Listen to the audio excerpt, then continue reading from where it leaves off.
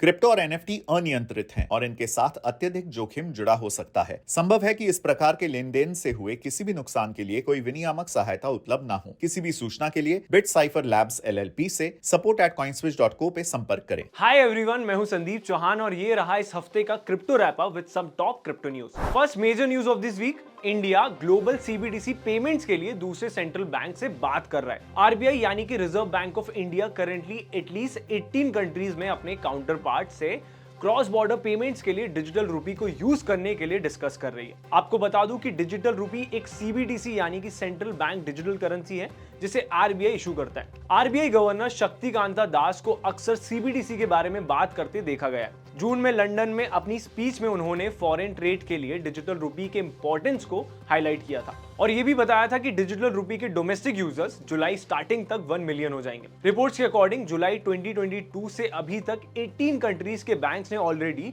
अपना रूपी Vostro account open करवा लिया है। आरबीआई ने अपना होलसेल रूपी पायलट प्रोजेक्ट नवंबर 2022 में लॉन्च किया था, जिसके बाद फरवरी 2023 में इसका रिटेल पायलट प्रोजेक्ट भी लाया गया था। मार्च में आरबीआई ने यूनाइटेड अरब एमिरेट्स के सेंट्रल बैंक के साथ एक अग्रीमेंट भी अनाउंस किया जिसमें सीबीडीसी ब्रिज को ट्रेड और रेमिटेंसेस के लिए स्टडी किया जाएगा। Second news of this week, BlackRock के सीईओ लैरी फिंक बिटकॉइन को लेकर काफी पॉजिटिव है। 5 जुलाई को फॉक्स बिजनेस के साथ एक इंटरव्यू में उन्होंने कहा कि कैसे क्रिप्टो फाइनेंस को डेमोक्रेटाइज करने में हेल्प कर रहा है।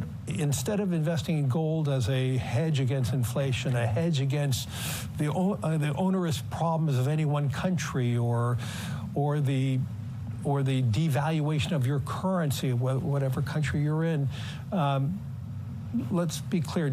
Bitcoin is an international asset.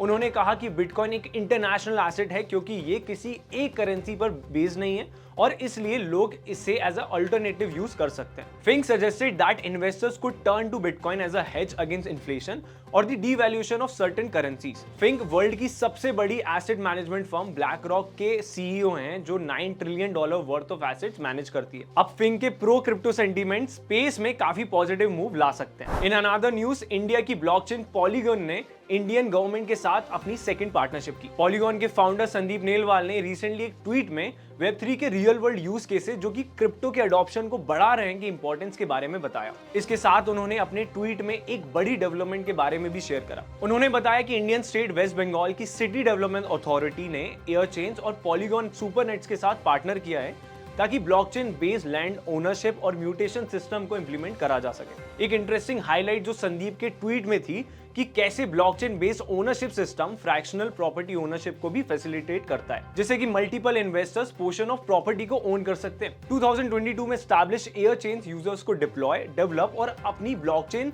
को एक्सपेंड करने की कैपेबिलिटी ऑफर करता है। एयरचेन्स ने इंडिया में काफी सारे गवर्नमेंट बॉडीज के साथ पार्टनरशिप करी हुई है। Last news of this week, AI generated fake news sparks rumours of Gary Gensler's resignation. जुलाई 1 को एक वेबसाइट क्रिप्टो अलर्ट पर एक स्टोरी आती है जो ये क्लेम करती है कि गैंसलर ने एक इंटरनल इन्वेस्टिगेशन के चलते अपना रेजिग्नेशन सबमिट कर दिया। लेकिन कॉइन टेलीग्राफ ने इस आर्टिकल के टेक्स्ट को जब एक third party AI detector zero GPT पर चेक किया तो सामने आया कि इसका स्कोर 96.8% था, यानी कि इस आर्टिकल को बनाने के लिए एआई का यूज किया गया था।